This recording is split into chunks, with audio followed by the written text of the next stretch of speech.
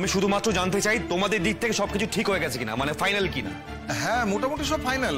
কিরে দাদা, তাই তো? হ্যাঁ ফাইনাল বলতেই পারিস।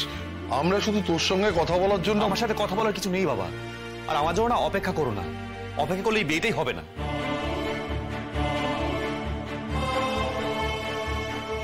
আমি আবারও বলছি, আমার কিন্তু এখানে কিচ্ছু বলার নেই, একটা কথা ছাড়া। বিয়ের ডেট, আর সেটা আমি ঠিক করব। হ্যাঁ সে তুই ঠিক করবি, অসুবিধে কি? তুই ডেটটা ঠিক করে আমাদের জানিয়ে দিস। না না, আমি এখনই বলছি 3 তারিখ।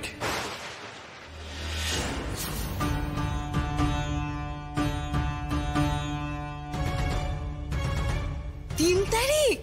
ও বাবা, কি মজার কথা, কি আনন্দের কথা। দেখো দেখো দেখো, দেখেছো রোদ্দুর নিজে বিয়ের ডেটও ফিক্স করে ফেলেছে। কিন্তু এত কম সময়ে কি করে কি হবে? কি করে কি হবে সেটা আমি জানতে চাই না। আমার শুধু একটাই চাওয়া, বিয়েটা যেন ওই তারিখেই হয়, ব্যাস।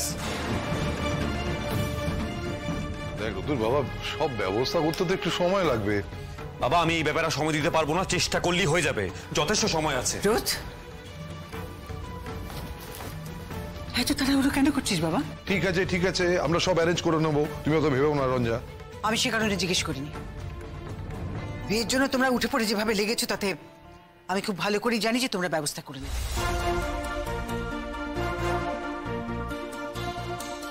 আমি শুধু রোদের কাছে জানতে চেয়েছি যে ওই তারিখটা কেন।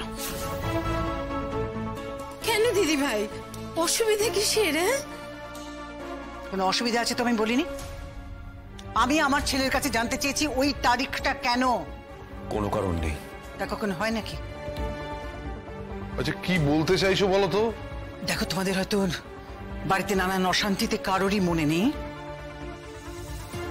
গত বছর ঠিক ওই দিনে রোদের বিয়ে হয়েছিল।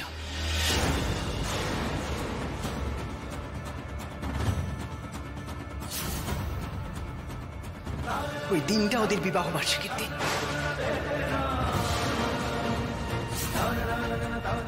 হ্যাঁ তাই তো, আমারও তো খেয়াল নেই।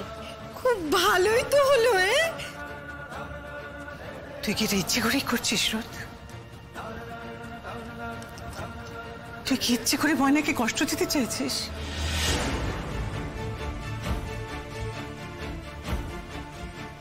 আরে তুই কি ময়নাকে বিয়েই করেছিলি কষ্ট দেবার জন্য? রোদ, বাবা এইটাই আমার ডিসিশন, 3 তারিখ।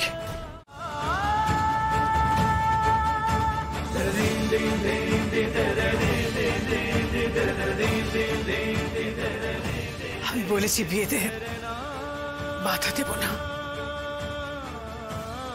দেব না, কিন্তু আমি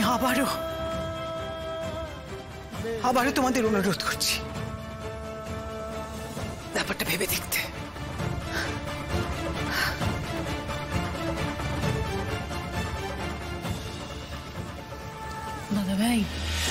দাদাভাই বলছি যে আর বেশি ভাবাভাবির দরকার নেই, বুঝেছেন তো? কিচ্ছু ভাবার দরকার নেই। রোদ্দুরের অবস্থা দেখছেন তো? হ্যাঁ, গুঞ্জাই একমাত্র এসে ওকে সামলাতে পারবে। কিন্তু ওনারাও ওই দিন পারবেন কিনা সেটাও তো জানতে হবে। আমাদের সিদ্ধান্তটা তো ওনাদের উপর চাপিয়ে দেওয়া যায় না। আমি কাল সকালে ওনাদের কাছে গিয়ে কথা বলবো, সময় যখন এত কম। দাদাভাই ফোনটা এখনই করুন না, করুন। না, আমি সামনে গিয়ে কথা বলবো।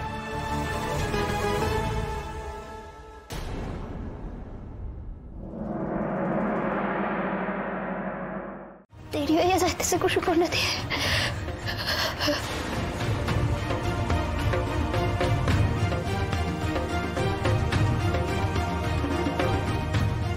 মানসিরি,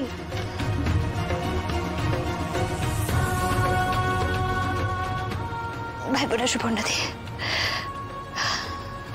আমি ঠিক আছি। তুই এত শক্ত একটা কাজ কি করে করলি বলতো? কি করে করলি?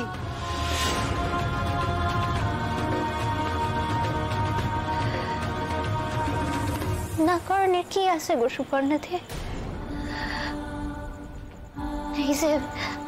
এই যে সিঁদুর, শাখা, এইগুলা তো একখান সম্পর্কের চিহ্ন। সম্পর্ক খানি যখন নাই, তখন চিহ্নগুলো রেখা কি লাভ হইব কত?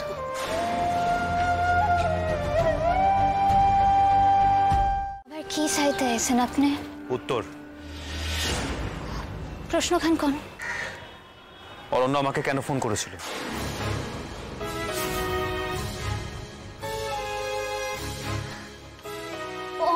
অরণ্যদা কারা ফোন দিছে?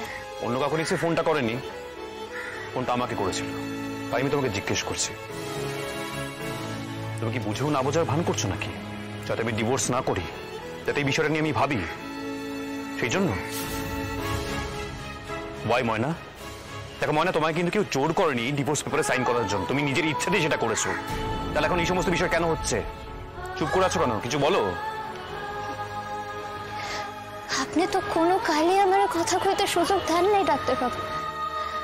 আপনি আইজও আমার সুযোগ দিতেছেন না, আর আমি এর উত্তরটা দিলেই বা কি লাভ হইব কন্ত? আপনি তো চিরকাল আমার অবিশ্বাস করছেন, আপনি আইজও তাই করতেছেন।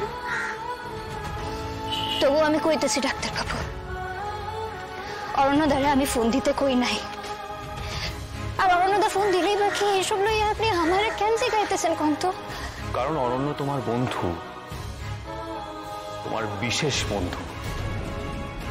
সে তোমার ব্যাপারে ফোন করেছে, সুতরাং আমি তো তোমাকেই বলবো, অন্য কাউকে তো বলবো না।